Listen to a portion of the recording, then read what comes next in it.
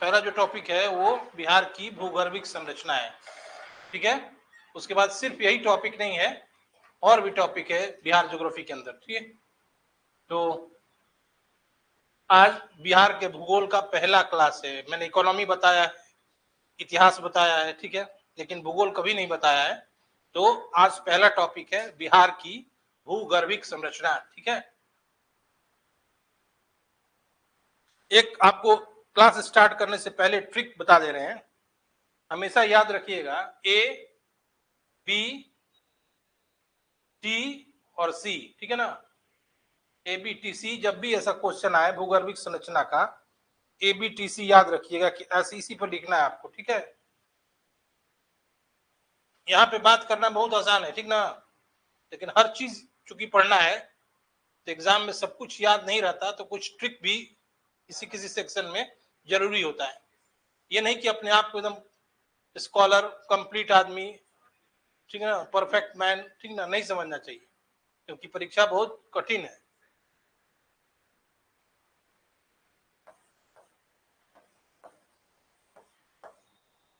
देखिए क्या लिखे हैं हमने अपना बनाया है। ये आर्कियन, दूसरा है विंध्यन, और तीसरा है टर्शियरी, और चौथा है क्वाटरनरी। ये क्या है? चट्टान के प्रकार है। तो आपको ये प्रश्न में, ये टॉपिक में बताना ये है कि कैसे बिहार, जो पूरा बिहार आप देख रहे हैं, एक नक्शा देख रहे हैं, तो किस एरिया में कौन सी चट्टान या मतलब पाई जाती है और वहां की भूगर्भिक संरचना कैसी है। ये ध्यान रखिएगा कि बिहार में प्रीलिम्स का भी कुछ सवाल आपको बता दें। बिहार में जब भी पूछा जाएगा कि प्राचीनतम चट्टानें बिहार के किस हिस्से में है, क्या आप जवाब देंगे? मतलब रॉक्स जो है, सर्वाधिक ओल्ड, सबसे प्राचीन रॉक्स, चट्टान बिहार के किस हिस्से में पाए जाते हैं? बताइए, अंदाज से भी बताइए। ऐसे आप ज्योग्राफी पढ़े हैं कभी? बिहार का नहीं, ओवरऑल ज्योग्राफी पढ़े हैं ना, तो बताइए।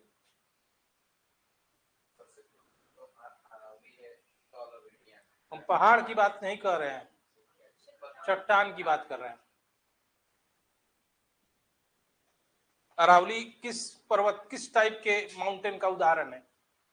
एग्जाम्पल। अरावली हिंदी में ही क्वेश्चन रहेगा, अरावली किस प्रकार के पर्वत का उदाहरण है, क्या जवाब देंगे?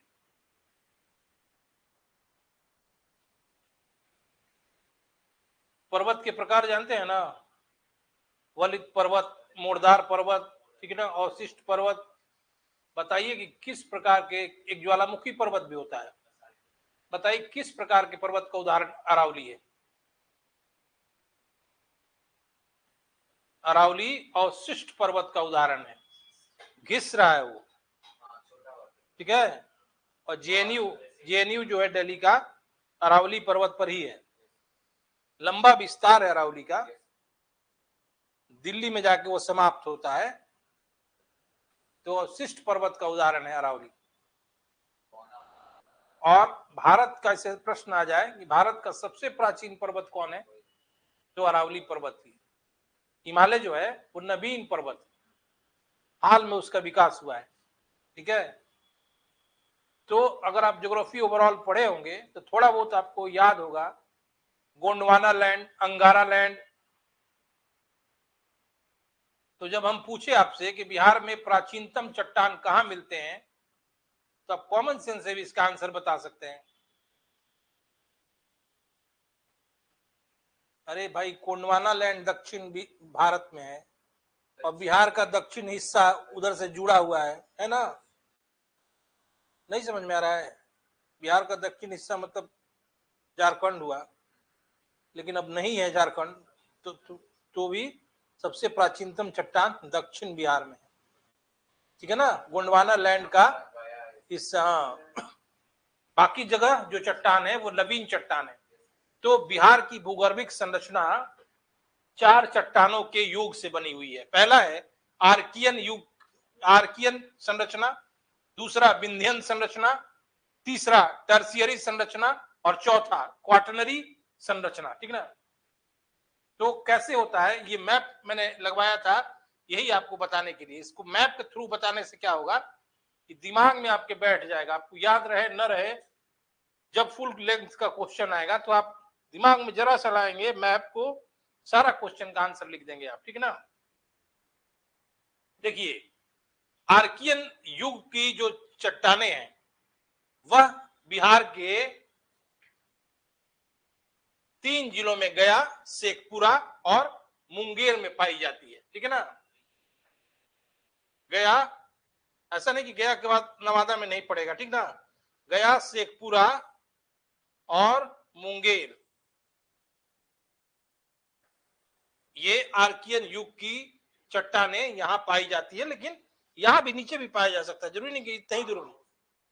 और ये जो चट्टानें हैं ये मानी जाती है कि गया, शेखपुरा और मुंगेर में आर्कियन युग की जो चट्टानें हैं ये ऊपर नहीं दिखाई पड़ेंगे, लेकिन नीचे ग्रेनाइट, नीस, सिस्ट, ठीक ना, आदि के रूप में इस एरिया में पाया जाता है आर्कियन युग की चट्टानें। इसी एरिया में इन चट्टानों के साथ अब्रक की भी प्राप्ति होती है, क्योंकि गया कोडरमा एरिया के बारे में आप जानते होंगे कि अब्रक के लिए प्रसिद्ध है, ठीक है। इनको माना जाता है कि इस एरिया में कुछ खनिज पदार्थ भी पाए जाते हैं, ठीक है। यानी इसको समझिएगा, आर्कियन युग की चट्टानें कहां पाई जाती है, गया, शेखपुरा और मुंगेर एरिया। दूसरा मैंने चट्टान का एक प्रकार लिखा है विंध्य क्रम की चट्टानें, ठीक है। जैसा कि नाम से भी आपको समझ जाना चाहिए कि दक्षिण भारत में विंध्याचल पर्वत है, ठीक है। बिहार का वैसा कौन सा हिस्सा दक्षिण से जुड़ा हुआ है, तो जरूरी नहीं कि झारखंड, आप ये रोहतास जिला और कैमूर जिले को इस तरह की चट्टानों के क्षेत्र के रूप में मान सकते हैं। यानी रोहतास और कैमूर दोनों में विंध्यन युग की चट्टानें हैं, यानी विंध्य क्रम की चट्टानें हैं, ठीक है।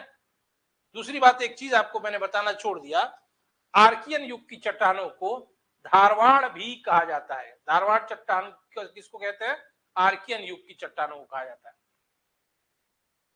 तो यहाँ पे रोहतास है, कैमूर है, यहाँ पे विंध्य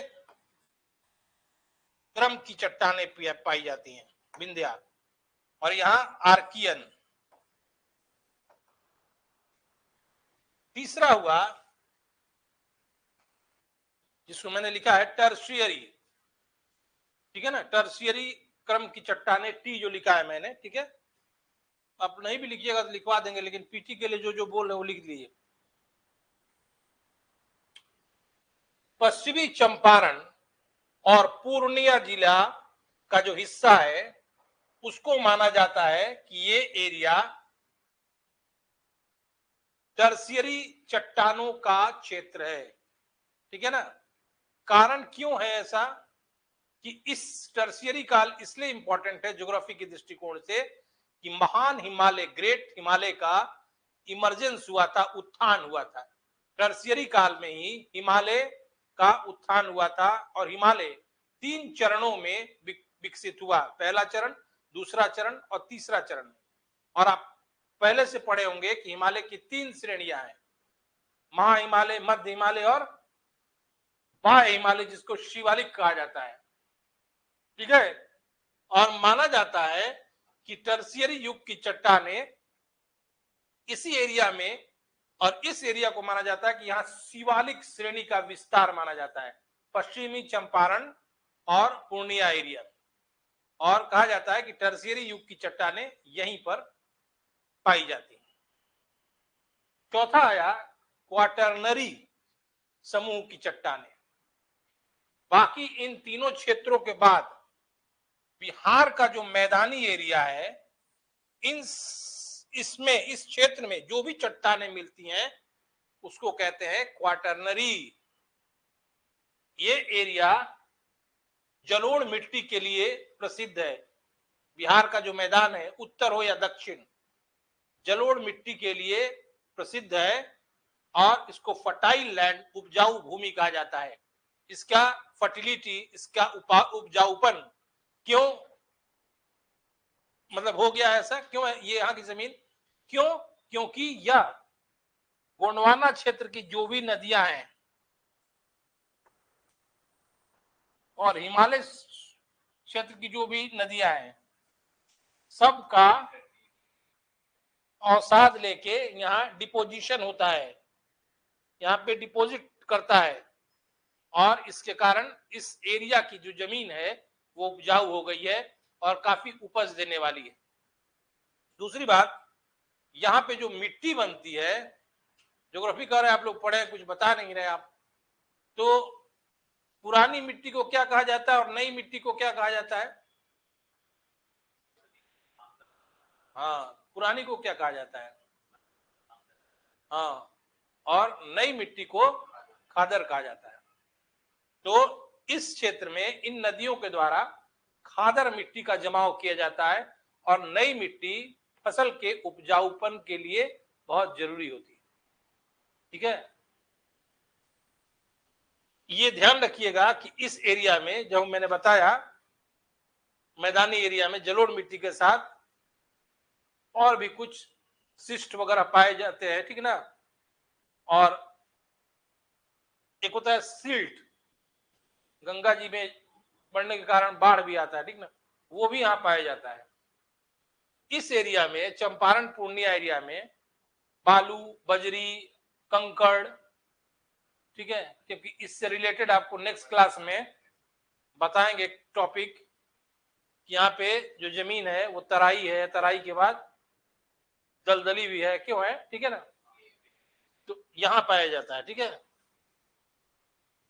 यहाँ पर मैंने बता ही दिया कि गया से पूरा एरिया में निस्ट, ग्रेनाइट, ठीक है ना, क्वार्टजाइट भी पाया जाता है। इस एरिया में कंकड़ और कई नए खनिज भी पाए जाते हैं, यहाँ पे डोलामाइट, ठीक है ना, पाइराइट, ठीक है। यही आपको बताना था हमको, ये पहला चैप्टर है ज्योग्राफी का, और बिहार की भूगर्भिक संरचना जानना बहुत जरूरी है। दूसरी बात कि टर्सरी युग का क्यों महत्व है, मैंने बताया नहीं आपको, केवल आपको संक्षेप में बताया। टर्शियरी युग में ग्रेट हिमालय का, महान हिमालय का उत्थान हुआ था, और माना जाता है कि बिहार का जो मैदान है, उत्तर हो या दक्षिण, इसका निर्माण थेथिस सागर पर हुआ है। थेथिस सागर क्या है? ज्योग्राफी पढ़ी है ना आप, बताइए। आप ही से नहीं पूछ रहे, आप लोग बता सकते हैं। थेथिस सागर क्या है?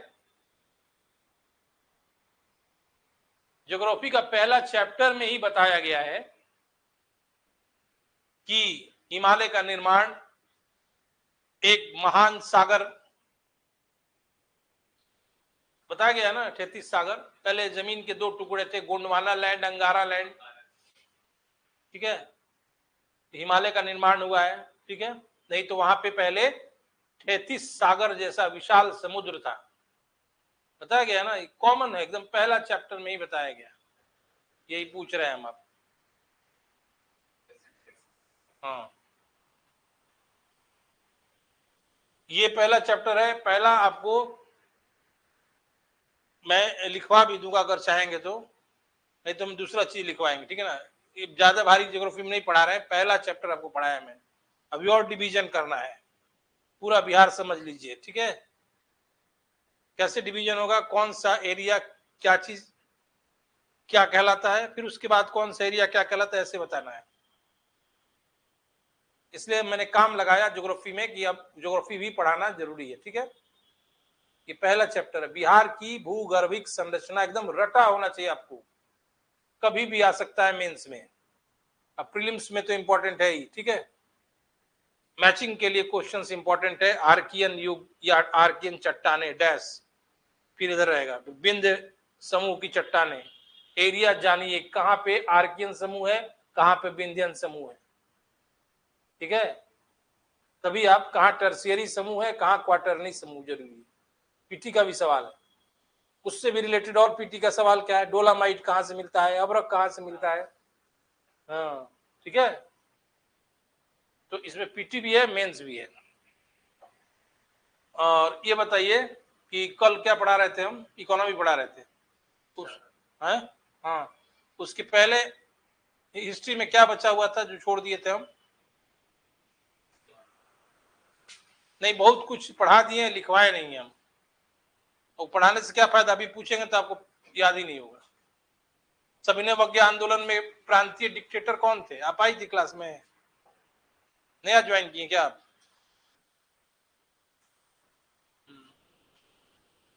कौन था जी सविनय अवज्ञा आंदोलन में प्रांतीय डिक्टेटर। मैं बाद में कल सोचा कि आपको लाख पढ़ा दिया लेकिन लिखवाया नहीं, तो याद कैसे रहेगा।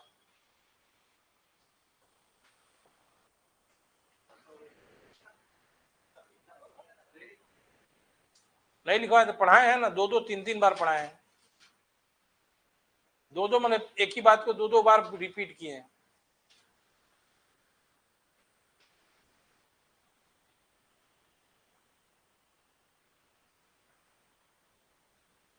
लिखिए, थोड़ा इंफॉर्मेशन लिखिए, तो तेजी से लिखिएगा ना।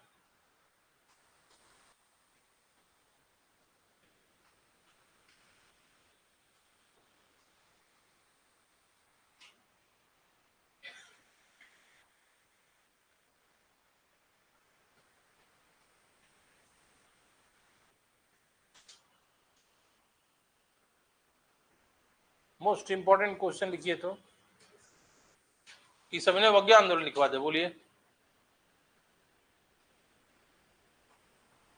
सविनय अवज्ञा आंदोलन पहले लिखिए, सविनय अवज्ञा आंदोलन हेडिंग दीजिए।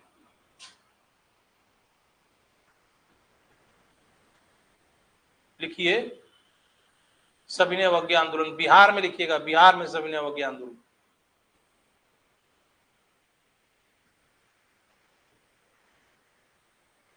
खिलाफत आंदोलन लिखवा दिया ना।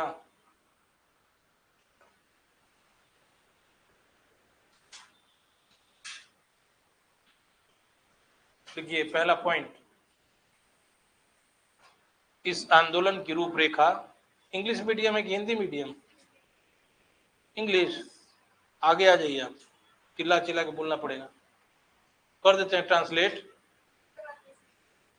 ठीक है, इस आंदोलन की रूपरेखा, पहला पॉइंट है, राजेंद्र प्रसाद ने बनाई थी।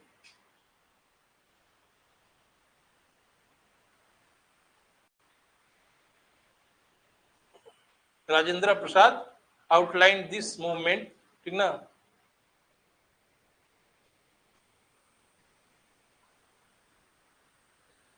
ने इस आंदोलन की रूपरेखा बनाई थी।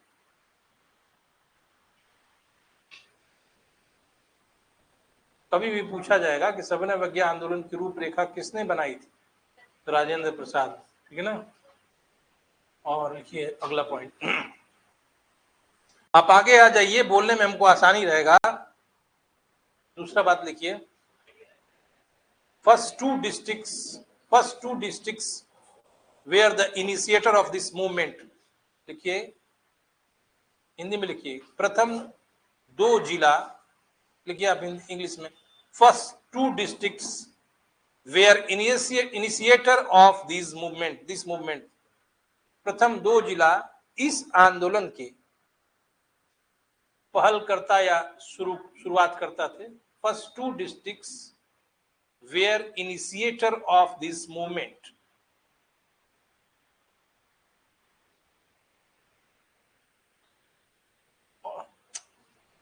First two districts where initiator of this movement, प्रथम दो जिला इस आंदोलन के शुरुआत करता या पहल करता थे, dash, Champaran and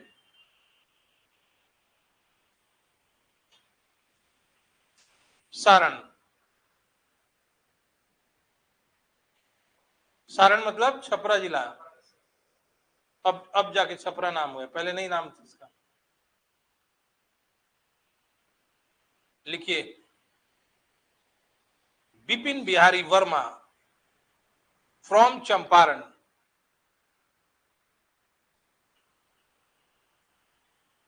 led a movement for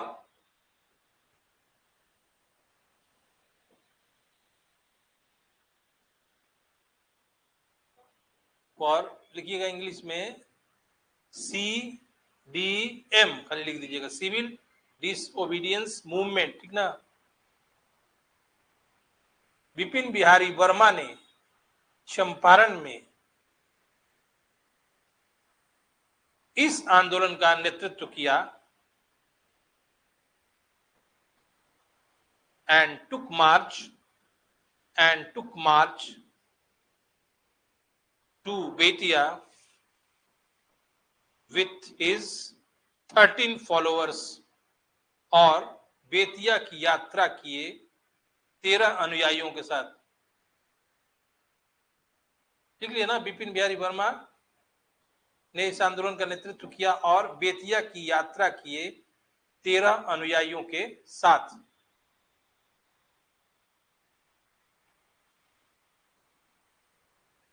समझ में आई बात ना? बोलिए, सब नीचे झुकाए हुए, समझ में आ गया ना बात क्या लिखवाना है? आप ही कह रहे हैं, हमारा सर ऊपर उठाइएगा कि कितना देर बाद उठा रहे हैं, आपको कह रहे हैं। लिख लिए पूरा पॉइंट ना, लिखिएगा। विपिन बिहारी वर्मा ने इस आंदोलन का नेतृत्व कहाँ किया था? तो चंपारण। और मेंस में भी लिखिएगा तो बहुत अच्छा लगेगा, इंप्रेसिव हो जाएगा आंसर। अगला लिखिए, इन सारण में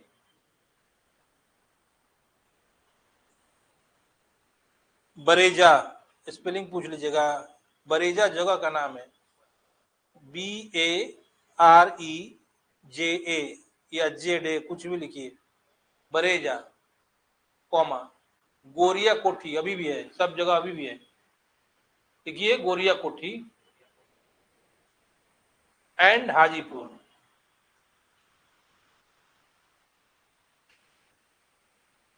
बरेजा, गोरिया कोठी एवं हाजीपुर आदमी नहीं है, जगह है।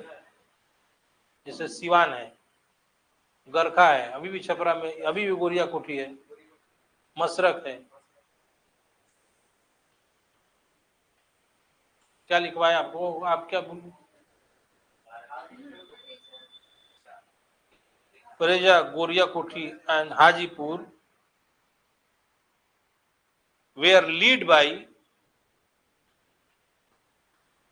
by लिखिएगा, were led by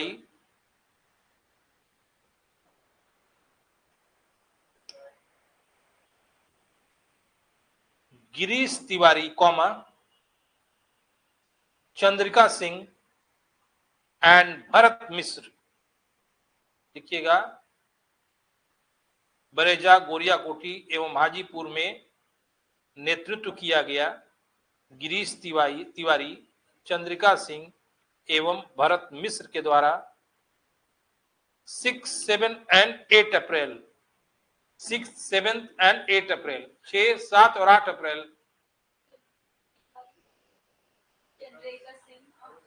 भरत मिश्र। इतना धीरे धीरे लिखने की जरूरत नहीं है, हमको याद है तो मेंस में जरूरी नहीं कि लिखिए सारा नाम, लेकिन लिख दीजिएगा तो अच्छा रहेगा। क्या लिखे? 6, 7 और 8 अप्रैल को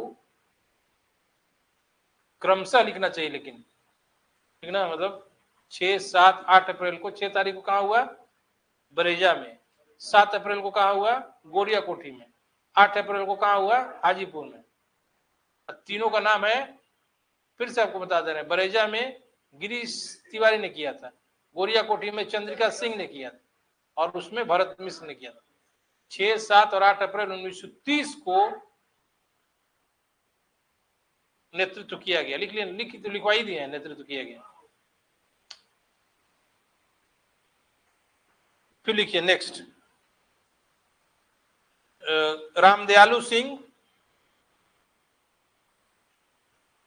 कॉमा, जनकधारी प्रसाद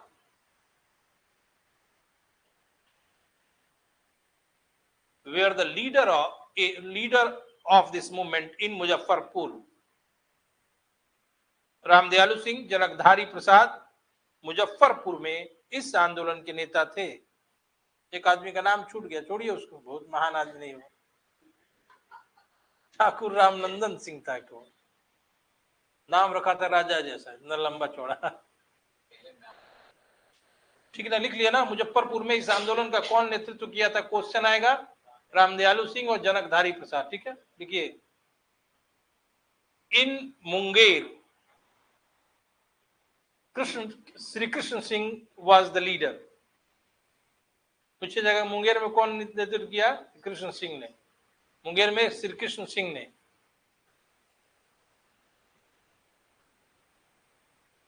इन दरभंगा, सत्यनारायण प्रसाद। दरभंगा में सत्यनारायण प्रसाद।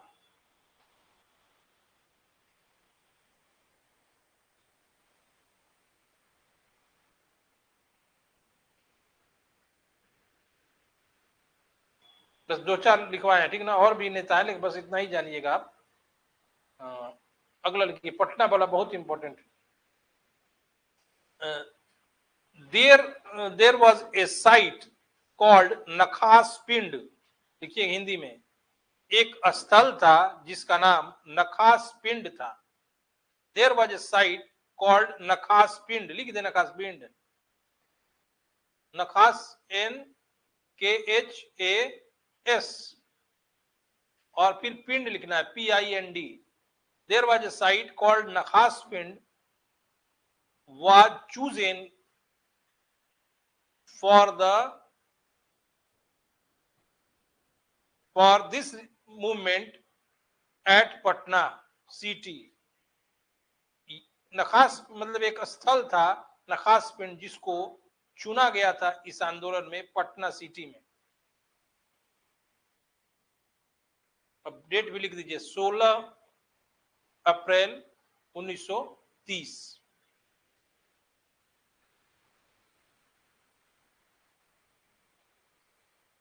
पटना में इसके नेता थे, the leaders of this movement at Patna.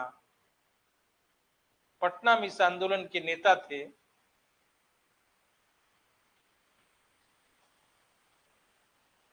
देखिएगा ध्यान से, अंबिका कांत सिंह। अंबिका कांत सिंह।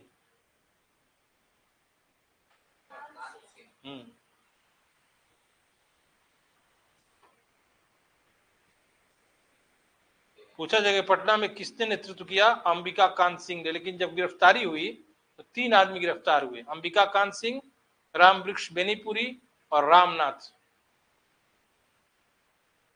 ये नहीं पूछेगा गिरफ्तारी किसकी हुई। पटना में इस आंदोलन का नेतृत्व किसने किया था, अंबिका कांत सिंह। मुंगेर में किसने किया, श्री कृष्ण सिंह ने किया। दरभंगा में किसने किया, सत्यनारायण प्रसाद। और मुजफ्फरपुर में रामदयालु सिंह ने किया था। एक तो स्टेप नहीं रहता है, नेता मेन अलग रहता है, पीछे पीछे घूमने वाला।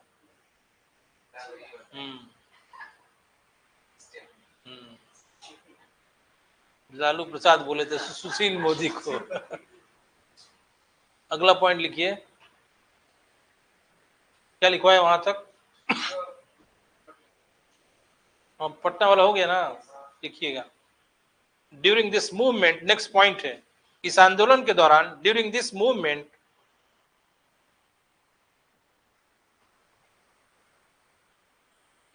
ए स्वदेशी संघ वाज एस्टेब्लिश्ड।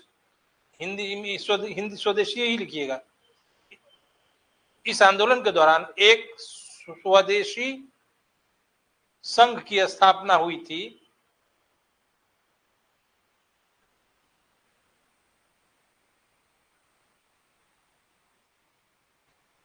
जिसके अध्यक्ष लिखिएगा, इट्स चेयरमैन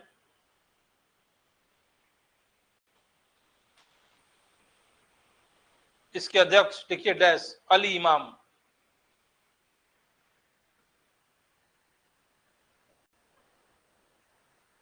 डिप्टी चेयरमैन सम्राट चौधरी। नहीं, सम्राट चौधरी नहीं,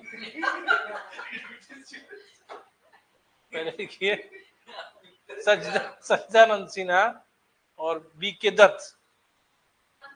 सच्चिदानंद सिन्हा और BK दत्त। अगला लिखिए,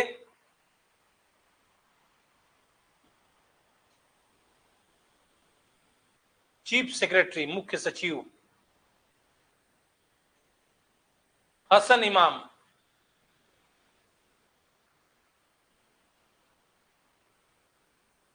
अब लिखिएगा संयुक्त सचिव, ज्वाइंट सेक्रेटरी हसन इमाम। ज्वाइंट सेक्रेटरी, संयुक्त सचिव बलदेव सहाय।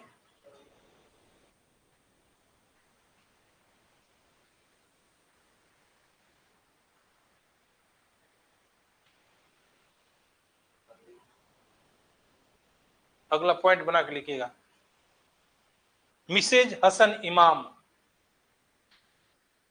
हसन इमाम की पत्नी, हसन इमाम की पत्नी,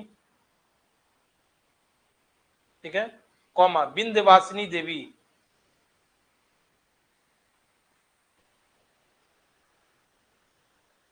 सरला देवी,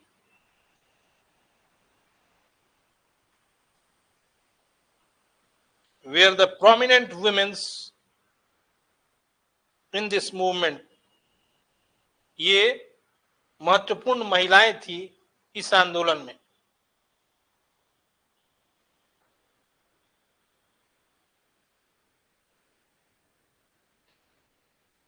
क्योंकि बहिष्कार आंदोलन जब हुआ था ना, उसमें लीड किया था कौन? मिसेज हसन इमाम और विंध्यवासिनी देवी, इन्होंने सफल बना दिया था, ठीक है ना।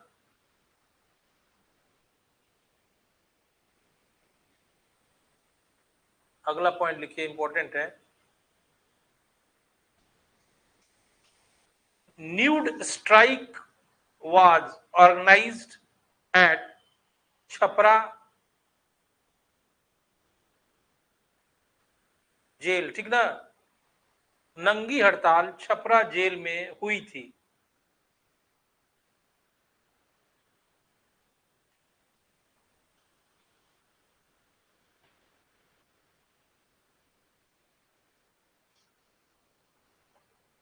अगला लिखिए,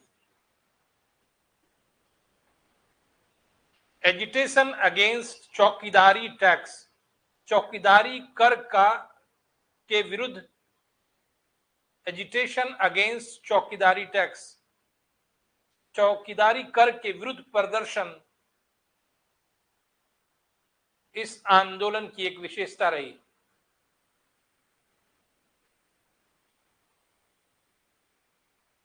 agitation against chaukidari tax is a part of this movement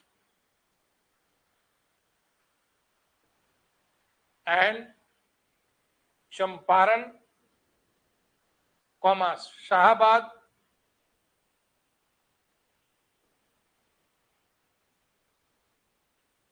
गया,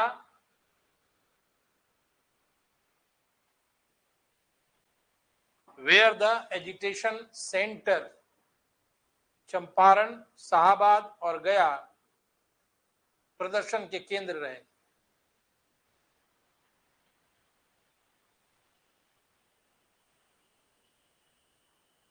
लिए अच्छा, पूछ रहे थे हम कौन डिक्टेटर था, नहीं लिखवाए थे। Who is the provincial dictator of this movement? सविनय अवज्ञा आंदोलन का बिहार में डिक्टेटर, प्रांतीय डिक्टेटर कौन था? क्या जवाब देंगे? दीप नारायण सिंह लिख लीजिए। Deep Narayan Singh was the dictator of this movement in Bihar. Deep Narayan Singh Bihar में इस आंदोलन के डिक्टेटर थे।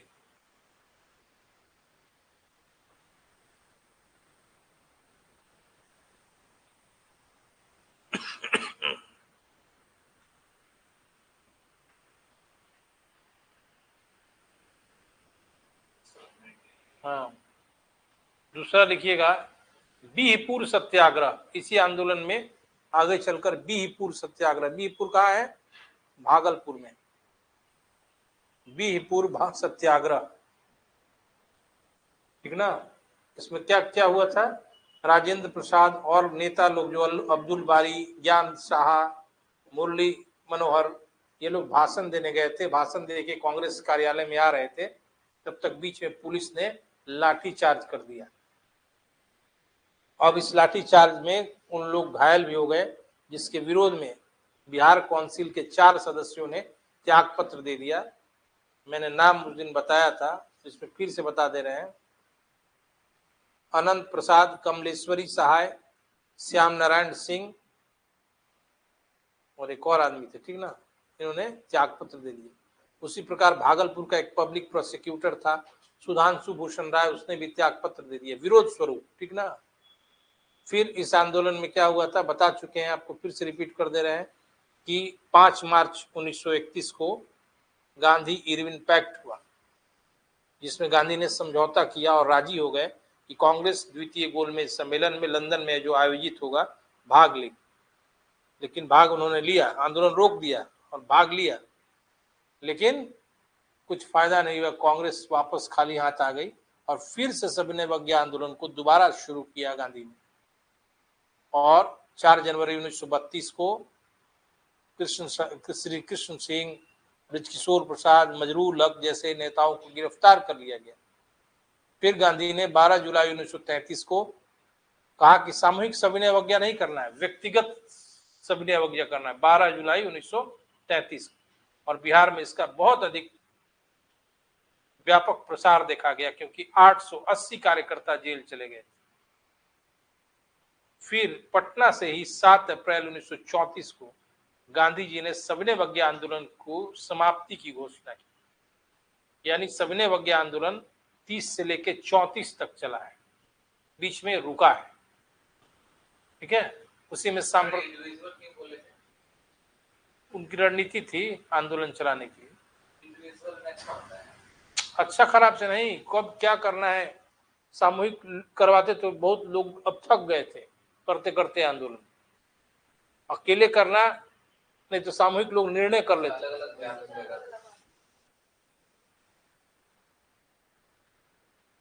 इसमें कुछ और पूछना अभी नहीं लिखवा है, सांप्रदायिक पंचायत की हिंदी हिस्ट्री में पढ़ना है। इसमें यही दौर है जब बिहार में हरिजन सेवक संघ की शाखाएं स्थापित की गई, ठीक है ना, गांधी जी के द्वारा।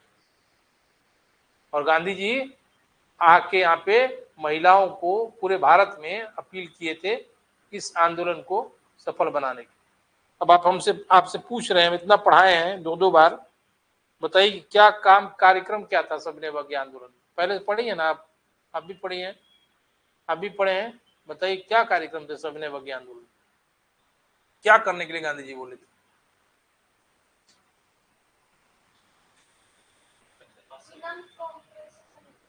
वो अलग है, ये अलग है, वो 20-21 में है, ये 30 में है। तो बताइए, अगर दोनों एक है तो वो भी बताइए क्या है, अपने मन से भी बताया जाता है। हाँ, क्या करने के लिए? बाइकाट करना था ब्रिटिश सरकार के किसी भी फंक्शन को, सरकारी स्कूल कॉलेज को, कोर्ट को, ठीक है। और ज्यादातर गांधी जी का सलाह था कि आपसी मुकदमों का फैसला हम पंचायतों के द्वारा कर लें। यानी कोर्ट्स का मतलब बाइकाट करना था, कोर्ट जाना ही नहीं था। उसके बाद उन्होंने क्या, एजिटेशन भी करना था, शराब की दुकान पे, विदेशी वस्त्र के दुकान पे, ठीक है ना, विदेशी व्यापार का बहिष्कार भी करना था, ठीक है। और नमक क्यों चुना गांधी जी ने? कानून के उल्लंघन के लिए, क्योंकि आम आदमी से जुड़ा हुआ मुद्दा था और हर आदमी की इसमें पार्टिसिपेशन हो जाती, सहभागिता हो जाती, और राष्ट्रीयता, राष्ट्रवाद व्यापक ढंग से पूरे भारत में फैल जाता, क्योंकि आम आदमी का मुद्दा है ये, ठीक है। इसीलिए नमक को चुना गया। और दिन कब तय किया था गांधी जी ने? 6 अप्रैल 1930 को। चले कब थे? साबरमती आश्रम से, याद रखते, घर में पढ़ते नहीं आप लोग। 12 मार्च 1930 को चले थे, 6 अप्रैल 1930 को नमक एक मुट्ठी लेके हाथ में कानून तोड़ दिया, ठीक है ना। लिखिए, बिहार का फर्स्ट न्यूज़पेपर देखिए, बिहार में पहला अखबार कौन सा है? First newspaper in Bihar?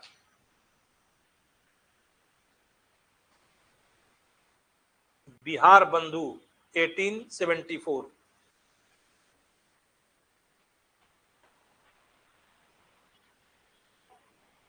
Hindi का है ये। दूसरा लिखिए, first English newspaper in Bihar. Bihar में अंग्रेजी का पहला समाचार पत्र।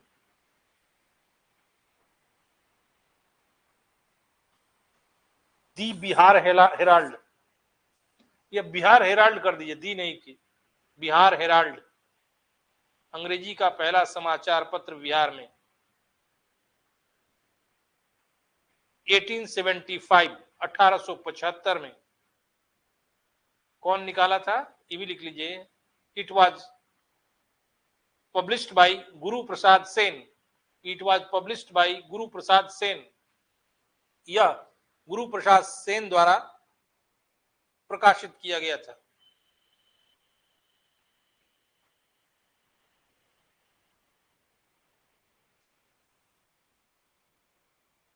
अगला लिखिए, first Urdu newspaper in Bihar.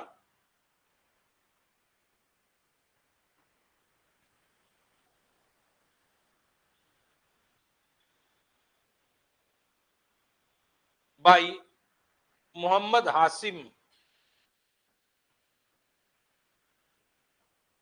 नाम एक दिन और हम कंफर्म होके बताएंगे, आधा ही नाम लिखवाए हैं। क्या नाम है इस अखबार का, उर्दू वाले अखबार का? नूरुल ए अनवार। नूरुल ए अनवार 1876 फ्रॉम आरा। नूरुल ए अनवार 1876 ईस्वी, आरा से। ठीक में बात ये समझ में आ गया ना? जब पूछा जाएगा कि बिहार का पहला समाचार पत्र बिहार बंधु 1874, बिहार का पहला अंग्रेजी समाचार पत्र बिहार हेराल्ड, और उर्दू का पूछा जाएगा नूरुल अनवार 1876। ठीक है ना? ऐसे याद रखिएगा, एकदम कंफर्म। पूछा जाएगा मदरलैंड किसका अखबार था, तो क्या आंसर होगा?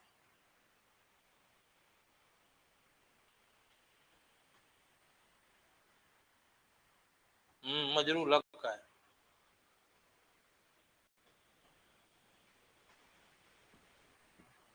एक बिहार टाइम्स निकलने लगा अखबार 1903 में। बिहार टाइम्स। इसके कौन कौन लोग थे? एस एन सिन्हा मतलब सच्चिदानंद सिन्हा, नंद महेश नारायण, नंद किशोर लाल।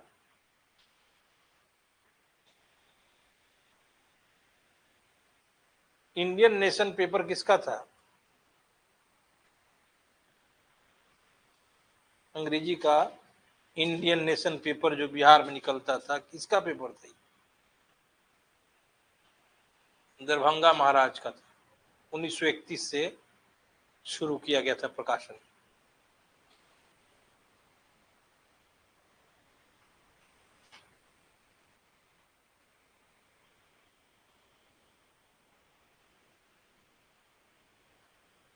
इसमें देखिए तो क्या छूटा है ये और अखबार में।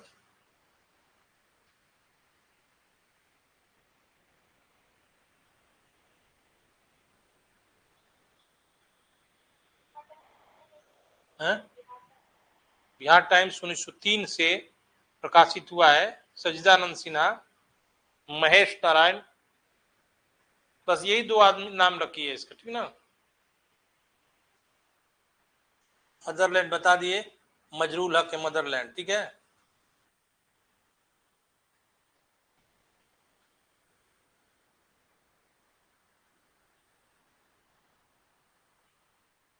पूछा जाएगा कि किसान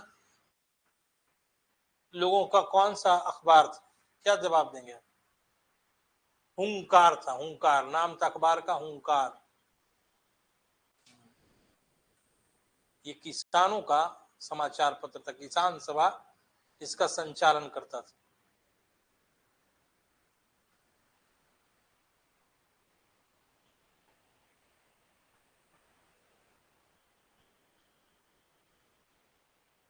अब देखिए, अंग्रेजों द्वारा भी अखबार निकाला जाता था पटना में।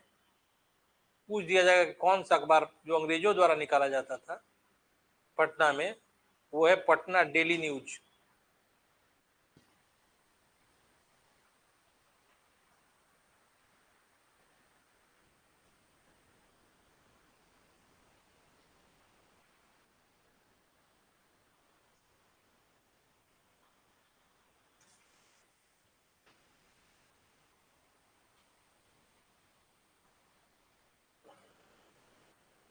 एक बिहार वाले राज्य बनाने वाले जो चैप्टर लिखवाए हैं, उसमें एक अखबार का नाम लिखवाए थे जिसने पटना डेली न्यूज, भगे सलमान लिखवाया है ना।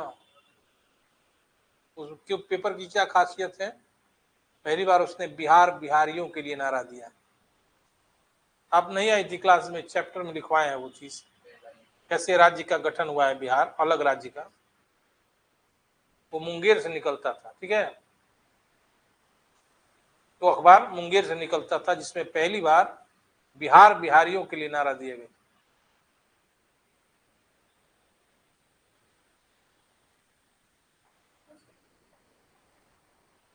भगे ई सलमान।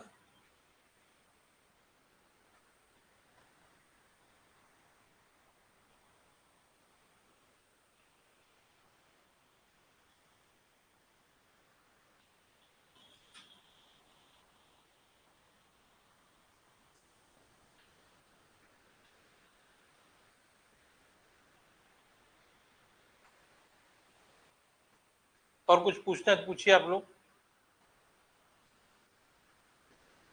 और जितना मैंने लिखवाया है नेक्स्ट क्लास में आप जाके दिन भर पढ़िए, ठीक है ना, याद कीजिए जो लिखवाए हैं। अब सीरियस नहीं है पढ़ाई के प्रति, आप निकलेगा भी बीपीएससी 70वीं, तो पढ़ेंगे नहीं तो पास कैसे करेंगे? नहीं, हम लिखवाएंगे इसको, एक्स्ट्रा भी लिखवाएंगे, कुछ डिटेल विवरण दे देंगे। बस 4 चट्टान का प्रकार आपको दिमाग में रखना है। पहला आर्कियन युग की चट्टान, दूसरा विंध्यन, तीसरा टर्शियरी और चौथा क्वाटरनरी। पहला आर्कियन किस्म की चट्टान जो है गया, शेखपुरा और मुंगेर एरिया में। बस दूसरा क्या है, ज्यादा बोझिल बना के नहीं पढ़ाना चाहिए तो भारी हो जाता है। दूसरा जो विंध्यन क्रम की चट्टान है वह रोहतास और कैमूर में। और तीसरा टर्शियरी वो है पश्चिम चंपारण पूर्णिया एरिया में। और चौथा टर्शियरी जो बिहार का मैदान है, उत्तर हो या दक्षिण हो, वो बना है टर्शियरी युग से।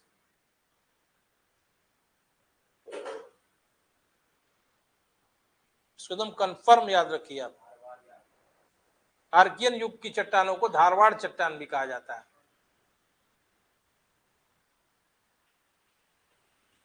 अब इसमें आप पूछिए, जब लिखवाएंगे तो लिखवाएंगे ही, अगर एक्स्ट्रा कुछ पूछना है तो पूछ सकते हैं आप।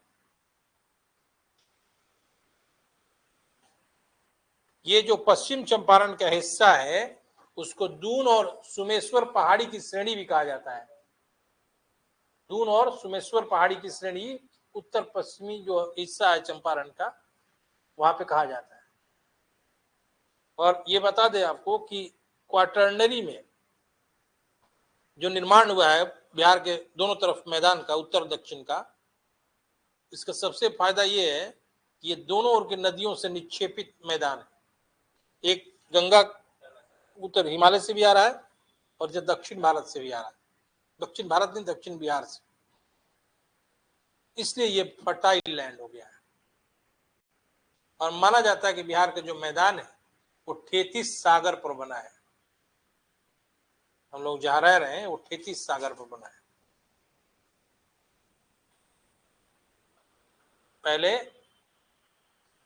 हाँ, और कुछ पूछना है पूछिए।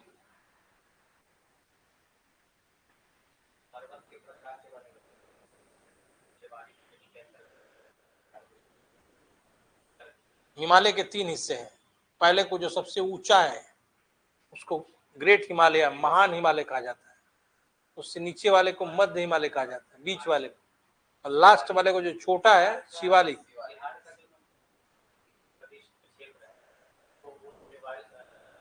शिवालिक श्रेणी के अंतर्गत, हाँ, शिवालिक श्रेणी को भी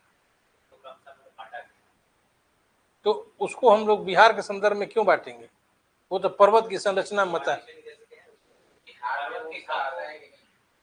बिहार का उसका हिस्सा है, गिर रहा है बिहार में, पश्चिम चंपारण में, ठीक ना, उसी का हिस्सा माना जाता है।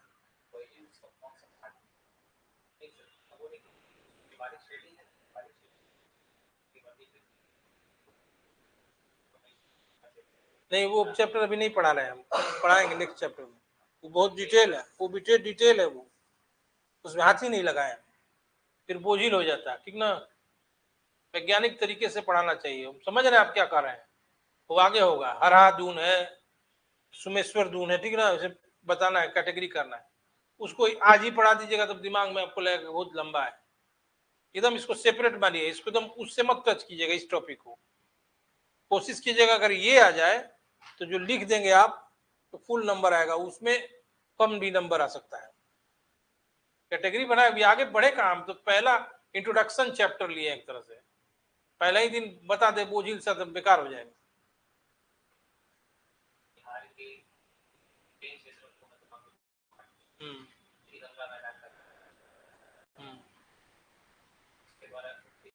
उसका कैटेगरी है, जो चंपारण का नाम ले रहे हैं ना। क्या बोले?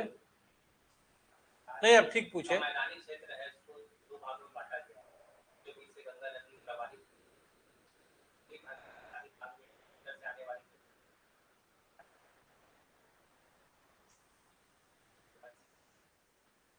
मेरी बात सुनिए ना आप, ये जो शिवा चंपारण वाला एरिया है उसको भी कैटेगरी में बांटना है। दलदली भी है, तराई भी है, ठीक ना। उसको हिंदी में गिरिपाद क्षेत्र कहा जाता है, हिमालय का, ठीक ना। तो वो भी बांट के ही बताना है आपको, ठीक है।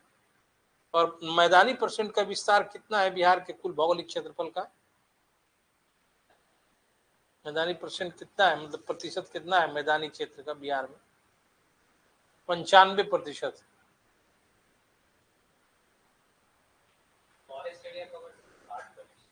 ये जो ये हम बता रहे हैं जो टॉपिक, उसके हिसाब से, समझे।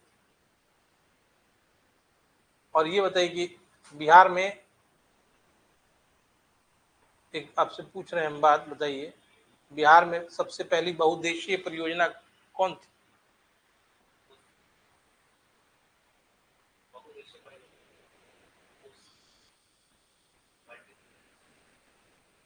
पूरा ओवरऑल इंडिया के लिए भी महत्वपूर्ण है। Damodar valley corporation, DVC. Bihar का, वो पहले बिहार ही था ना, झारखंड। डीवीसी वो बिहार का ही न था, झारखंड बिहार में था, अब न बटा हुआ है। डीवीसी यहाँ नहीं, छोटा नागपुर में है।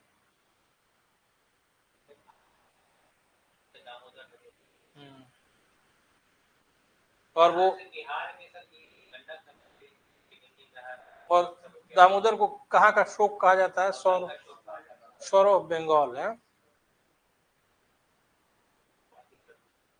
और ये बताइए कि घाघरा नदी कहाँ है?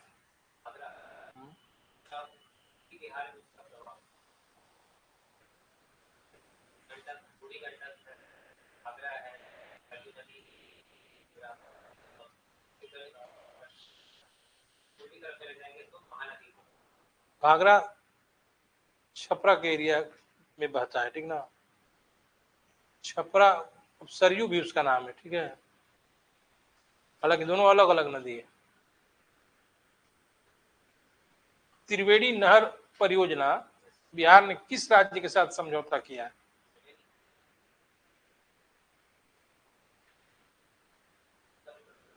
यूपी के साथ, ठीक ना। सोन नदी का उद्गम स्थल कहाँ है?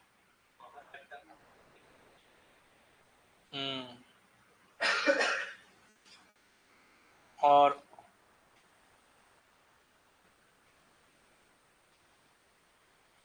ब्रह्मपुत्र भारत में एकाएक तीखा मोड़ लेती है। उस जगह का नाम बताना है। बस वही वही नामचा बरवा से ही तीखा मोड़ लेती है।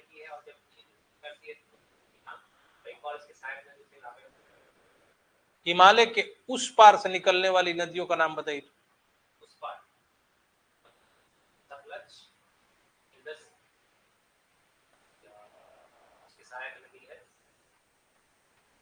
सिंधु, सतलज और ब्रह्मपुत्र है। दिहांग और दीपांग या दिबांग, किसका नाम, नदी का नाम? दिहांग और दिबांग नहीं, ऐसा कोई जरूरी नहीं है। सहायक नदी कह रहे हैं, इसका भी नाम कहा जा सकता है। हाँ मतलब सहायक नदी भी, और कुछ एरिया में इसको भी कहा जाता है, ब्रह्मपुत्र को भी स्थानीय नाम। अच्छा, किस नदी का स्थानीय नाम पद्मा है? गंगा नदी का।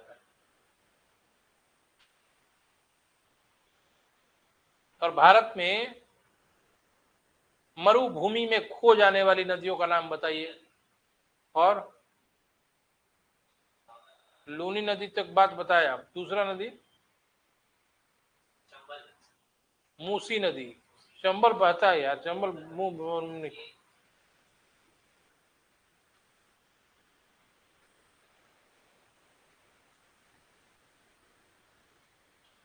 और ये बताइए आप कि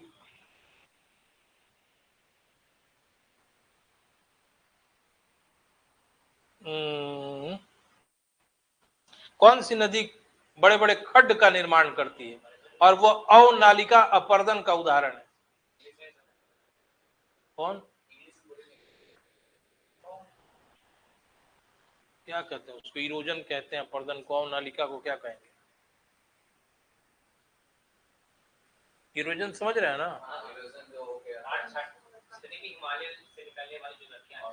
एक ही नदी है, हमने देखा भी है, चंबल है वो। चंबल का बीहड़ सुने हैं ना? हाँ, और डाकू भी रहते हैं, आज भी रहते हैं।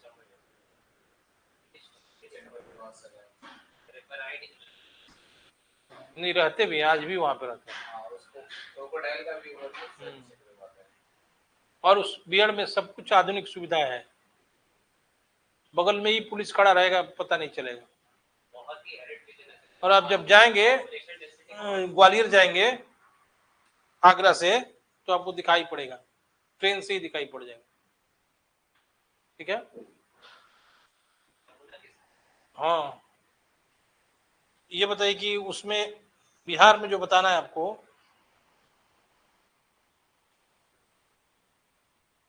ऐसे क्वेश्चन आ जाएगा बिहार का सबसे पूर्वी जिला, तो क्या जवाब देंगे? और बिहार में पहले वो चीज था, मतलब जिला था, लेकिन वो हटा दिया गया। कौन सा जिला? पहले बिहार में ही था, फिर उसको दे दिया गया पुरुलिया को, बंगाल को दे दिया। पूर्णिया का कुछ हिस्सा दिया गया है, सब नहीं।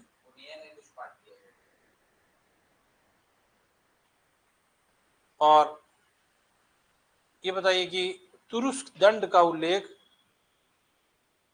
कहां से मिलता है बिहार में? नहीं, अभी क्वेश्चन आंसर करेंगे हम, पढ़ाए ना, आप लोग पढ़ते नहीं है। और आप कल पढ़ के आइएगा, दिन भर पढ़िएगा, याद करके आइएगा जो पढ़ा है। तुरुष्क दंड का उल्लेख कहां पर मिलता है बिहार में, क्या मतलब होता है इसका?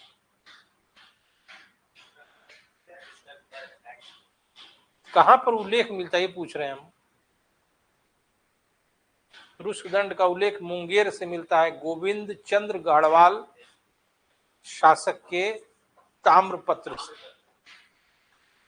तुरुष्क दंड क्या है? तुर्कों के आक्रमण से रक्षा हेतु लिया जाने वाला कर।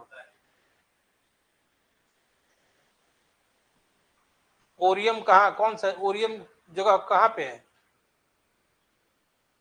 एक ओरियो बिस्कुट भी आता है, केक बनाने का आसान उपाय है,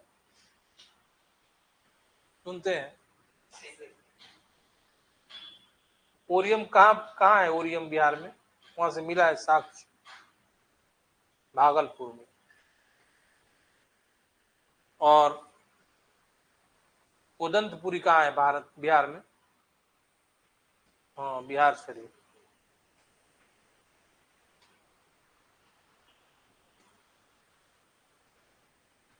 बिहार में सोना कहाँ से मिलता है? पाइराइट। अच्छी बताइए, बिहार में बलुआ पत्थर का एकमात्र स्रोत कहाँ है? बलुआ पत्थर नहीं, चूना पत्थर, सॉरी। जब आएगा तो कैमूर या रोहतास दिखेगा, चूना पत्थर। और बिहार में 2 रेल कारखाना कहाँ कहाँ बनने वाला है?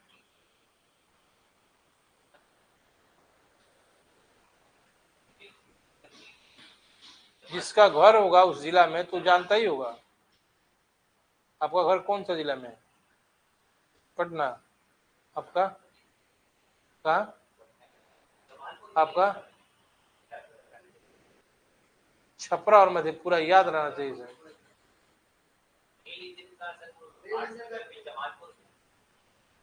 इधर हाल में जो घोषणा हुआ है रेल पहिया का बनाने का, छपरा में। अच्छा, दूसरा बात बताइए कि बिहार में जो ग्रैंड ट्रंक रोड है उसका नंबर क्या है?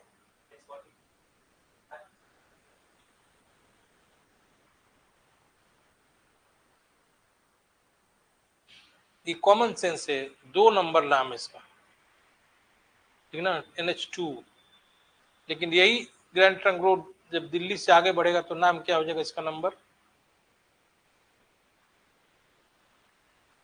1 हो जाएगा, ठीक है ना। वो हम नहीं पूछ रहे हैं कि हाईवे पर 34, 35, वो बात नहीं कर रहे। ग्रैंड ट्रंक रोड को प्राचीन भारत में क्या कहा जाता था? और कहाँ कहाँ से जाता था पहले? कहाँ से कहाँ जाता था ये? अरे, सुनार गांव से पेशावर जाता था। वैसे माना जाता है हिस्ट्री में कि पहली बार ग्रैंड ट्रंक रोड का नींव किसने दिया था? जान लीजिए, मतलब ये जानने की बात नहीं है, पहला माना जाता है कि प्राचीन भारत में इसका नींव बन गया था, लेकिन शेर शाह को इसका श्रेय दिया जाता है, ठीक ना। ये जो मार्ग है पहले भी था, प्राचीन भारत में भी था। हाँ।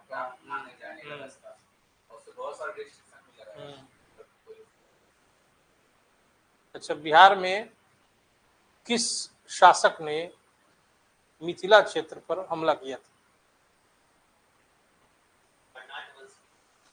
अरे, कर्नाटक वंश तो बिहारी का था, अपने पर क्यों हमला करेगा? मिथिला का ही कर्नाटक वंश का था, तो वो अपने देश में अपने में हमला करेगा।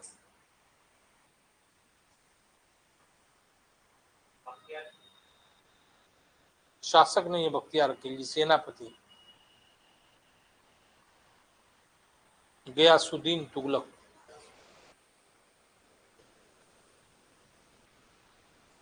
और मिथिला का नाम क्या रखा गया था? तुगलकपुर।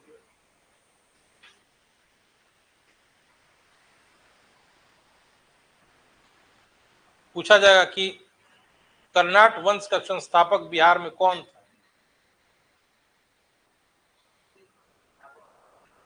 नान्य देव। ऐसे नहीं तो वैसे दूसरा संस्थापक कैसे हो जाएगा? वैसे ही हो।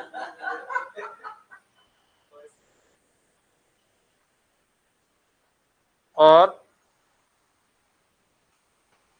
बिहार में किसकी विद्वता से प्रभावित होकर मुगल सम्राट अकबर ने मिथिला क्षेत्र पे शासन करने की अनुमति प्रदान कर दी?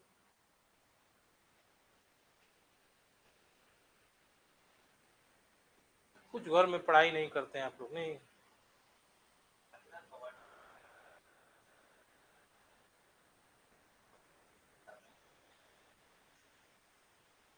अब पढ़िएगा नहीं तो एग्जाम भी मत दीजिएगा, पढ़ के ही देना चाहिए।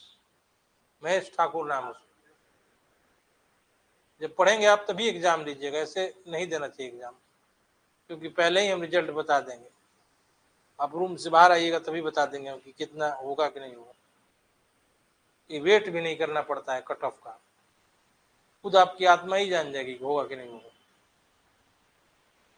अब ऐसा नहीं कि बनाए सी और कहें कि नहीं यही सही है, एग्जामिनर गलत है, ऐसा भी लड़का है सर। कुछ लोग ऐसे हैं अपना स्कोर बढ़ाने के लिए डीडी बसु को गलत ठहरा देता है, पॉलिटी का किताब लक्ष्मीकांत को गलत कह देगा कि मेरा स्कोर बढ़ जाए।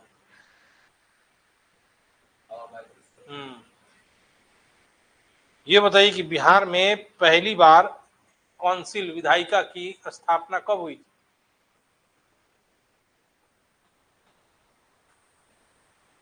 विधायिका समझ रही है ना, कि जो बना है विधायक जहाँ बैठते हैं, विधान परिषद विधानसभा, कब हुआ था पहला बैठक? 13 जनवरी 1920 बांकीपुर में। ठीक है, वो भी हुआ था। बांकीपुर एक एरिया को कहा जाता है, जरूरी थोड़ी कि बांकीपुर स्कूल। हम देखे हैं भाई, वहाँ पे अनुग्रह नारायण सिन्हा का ये भी है।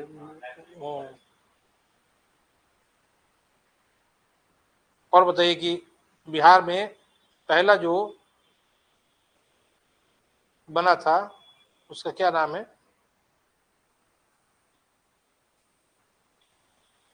पहला जो बना था, नहीं उसका नाम बताइए आपकी। बिहार में रामकृष्ण सोसाइटी की स्थापना किसने की थी?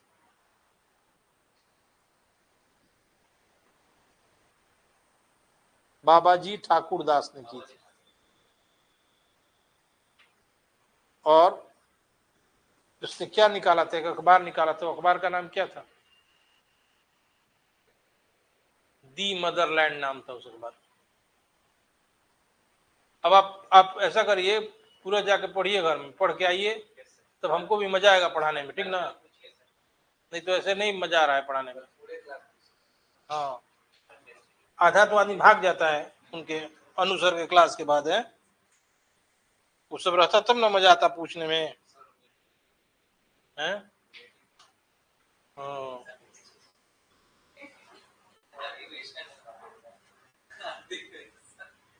आज आप लोग क्वेश्चन आंसर कर रहे थे क्या अनुसर के क्लास में?